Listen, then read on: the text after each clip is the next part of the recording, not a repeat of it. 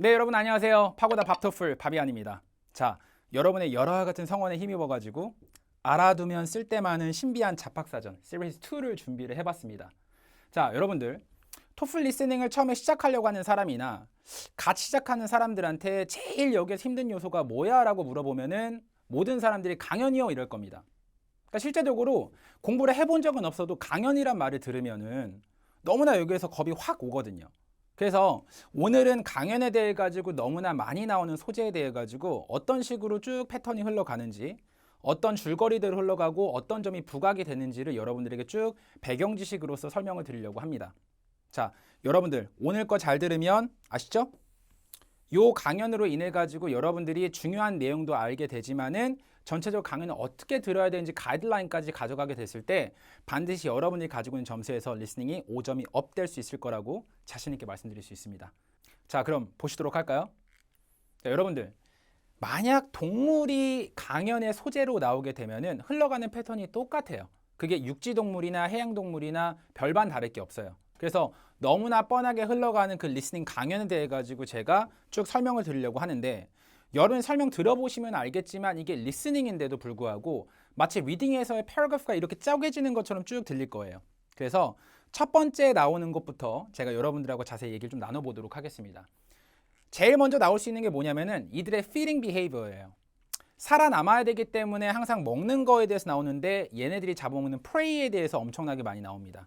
어떻게 보면 동물이 사는 어떤 wild, 생태계 같은 경우는 야생은 prey와 predator의 관계라고 볼 수 있어요. 그렇기 때문에 첫 번째로 많이 나오는 건 바로 feeding behavior. 오케이? 자, 요거. 그래서 노트테이킹을 할 때나 아니면 머리를 정리할 때 이거는 얘네들이 잡아먹는 prey에 관련한 거구나. 얘네 feeding behavior에 관련된 것이구나. 라고 해가지고 문단을 하나 만들어 주시고요. 자, 그 다음. 우리가 전체를 통으로 듣는 것이 아니라 쪼개가지고 들으면 훨씬 더 머릿속에 잘 정리가 됩니다. 두 번째로 여러분이 단락을 나눠가지고 한번 들어보고 노트테이킹 남겨주셔야 되는 건 뭐냐면 이들의 서식지예요. 그리고 서식지 같은 경우는 항상 문제로 나올 때마다 얘가 어떻게 여기에서 프레데러로 있어가지고 얘한테 피할 수 있는지, 서식지를 어떻게 이용할 수 있는지 그런 점이 부각이 돼가지고 정말로 많이 나옵니다. 두 번째는 서식지 얘기가 정말 많이 나와요. 그리고 세 번째, 빼놓을 수가 없어요. 이들이 가지고 있는 어떤 physical characteristics, 신체적인 구조에 대해서 쭉 설명을 하게 되는데 이때 분명하게 여러분이 꼭 들어주셔야 되는 거는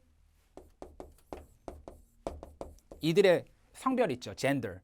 암수의 구분 같은 경우를 둬가지고 다 똑같이 생긴 게 아니라 암놈은 이렇게 생겼고 수놈은 이렇게 생겼다라고 하는 차이를 둬가지고 쭉 설명합니다. 무조건 100% 출제예요.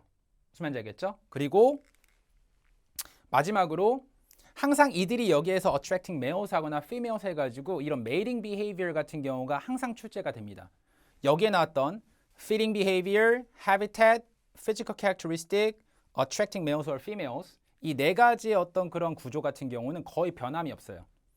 여러분이 어떤 동물을 듣는다라고 해도 거의 똑같이 갈 수밖에 없는 중요한 핵심 내용입니다. 그렇기 때문에 여러분들이 요거를 잘 알아두고 계시면 항상 동물에 대한 강의를 들을 때도 자신감 있게 들으실 수 있을 거예요. 자, 근데요. 우리가 동물만 항상 렉처에서 자주 나오는 것이 아니라 식물도 정말 자주 나와요. 근데 그 식물 중에서도 그 소재 중에 항상 너무나 많이 나오는 것이 바로 폴리네이션입니다. 동물이라고 한다면 mating behavior, 번식하기 위해 가지고 꼭 필요한 과정이죠. 자, 근데 식물에 있어 가지고는 그게 이제 수분이라고 말할 수 있는데 이런 내용 같은 경우에서 자, 이번에 제가 강조할 건 뭐냐면 이거에 나가는 패턴을 좀 여러분에게 설명드리기 전에 적어도 이 정도의 단어나 의미 같은 경우는 꼭 파악을 있어야지 요거를 제대로 들을 수 있다. 폴리네이션에 연관된 단어 같은 경우를 한꺼번에 싹 정리를 한번 해드리도록 할 거예요. 자, 첫 번째로 한번 보시죠. 스테이맨이라고 나왔어요. 자, 수술인데 자, 수술이라고 하는 걸 좀 여러분들이 정확하게 좀 이해를 못하고 그리고 또 암기라고 하는 것은 이해가 바탕이 되어야지 암기를 할 수 있지 않습니까? 제가 조금 더 쉽게 설명을 드릴게요. 남자에 해당된다고 생각하세요. stay man. 무슨 말인지 알겠죠? 그래서 수술에서 항상 펄런이라고 하는 꽃가루를 여기에서 분비를 하는데 실제로 이게 동물로 치면 정자와 똑같은 여기에서 기능을 하는 겁니다. 자, 정리해 볼게요. 스테이맨이 있어요. 수술에 해당하는 부위, 꽃 안에. 자, 스테이맨이 여기에서 릴리스하고 분비하는 거 바로 펄런이 있습니다. 기본적으로 알아야지 이거에 관련한 건 듣자마자 이해가 갈 거예요. 자, 그리고 두 번째. 우리가 여기서 암술머리라고 하는 게 있는데 스tigma. 오케이? 자, 여자에 해당하는 부분입니다. 스tigma. 무슨 말인지 알겠죠? 오케이? 자, 근데 이 펄른이 실제로 스tigma, 암술머리에 붙게 되면은 그때 수분이라는 과정이 일어나게 돼요. 근데 이 꽃이 되게 특이합니다.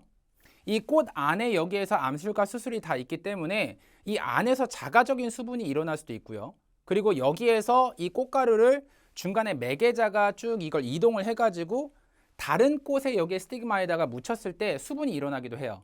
우린 그거를 타가수분이라고도 하는데 뒤에서 쭉 우리가 한번 볼 겁니다. 자, 이런 과정 같은 경우에서 이런 암술과 수술에 합쳐지는 그런 거를 우리가 폴리네이션이라고 하는데 방금 전에 제가 여러분에 설명드렸다시피 만약 꽃 안에서 그게 자기네들이 알아서 일어나게 되면 어떤 매개자, 예를 들면 버터플라이나 비스나 이런 것들 필요 없을 때를 바로 자가수분이라고 하고요. self-pollination. 그리고 만약 그런 여러 가지의 그런 폴리네이터 같은 경우는 필요로 하면 우리가 cross-pollination이라고 얘기를 합니다. 자, 근데 방금 전에 제가 뭐라 그랬죠? cross-pollination 같은 경우는 꽃이 혼자서 여기서 하는 게 아니라 이 꽃에 있는 이 펄른이라고 하는 게 다른 꽃의 스티그마로 여기에서 붙어져야지 수분이 일어나기 때문에 그걸 돕는 누군가가 있어야 돼요. 지금 여러분들이 여기 있는 사진을 보시면 이 폴리네이터가 보이지 않습니까? 얘 폴른을 묻혀가지고 왱 이렇게 날아가잖아요. 그렇죠? 이런 여기에서 매개자들 우리가 뭐라 그러냐면 바로 폴리네이터라고 합니다. 꽃가루 매개자라고 하는데 저는 이것보다는 여러분들이 그냥 이 자체를 이렇게 좀 기억을 해주셨으면 좋겠어요. 자, 근데 시험에서 항상 나오는 폴리네이터는 bees, butterfly, 그리고 또 하나 바로 얘가 있어요. wind. 오케이? 바람이다라고 하는 건데 이 바람에 있어가지고 제일 여기서 탁월한 건 뭐냐면 butterfly나 bees 같은 경우는 그냥 정말 소량을 이렇게 운반할 수 있지만 wind 같은 경우는 엄청난 양의 꽃가루 같은 경우를 한꺼번에 for the vast area 정말 광활한 들판에다가 쭉 뿌려버립니다. 그렇죠? 그렇기 때문에 정말 대량 수분에 있어가지고 얘만큼 탁월한 폴리네이터 같은 경우는 없는 거죠. 그래서 여러분들이 적어도 폴리네이션 같은 경우에서 들었을 때 이 정도를 알고 있으면 전혀 부담감이 없을 거예요. 근데 대부분 여기에서 현장에서 보면은 선생님 저는 식물학 어려워 죽겠어요. 이러는데 잘 여기에서 진단을 해보면 기본적으로 이런 거에 대한 의미가 없는 상태에서 반복적으로만 계속 들어요. 중요한 건 여러분들 이건 hearing이 아니라 listening입니다. 들으면서 정확하게 의미가 파악이 되어야지 listening이에요. 내가 어떤 부분에 대해서 잘 못 듣는다라고 하는 건 그 부분에 대해서 알고 있는 어떤 그런 지식이나 의미가 부족하다라고 하는 겁니다. 오케이? 자, 그래서 오늘 제가 여러분에게 말씀드렸던 동물에서 정말 많이 나오는 포인트 그리고 식물에서 정말 많이 나오는 포인트 요거만 여러분들이 쭉 여기에서 정리만 해두셔도 이 렉처 들리는 게 감이 달라질 거예요. 오케이? 자, 그러면 우리는 이것보다 더 많은 컨텐츠 같은 경우를 본강에서 여러분과 같이 공부할 수 있는 기회로 쭉 한번 얘기를 해보도록 하겠습니다. 자, 수고하셨습니다.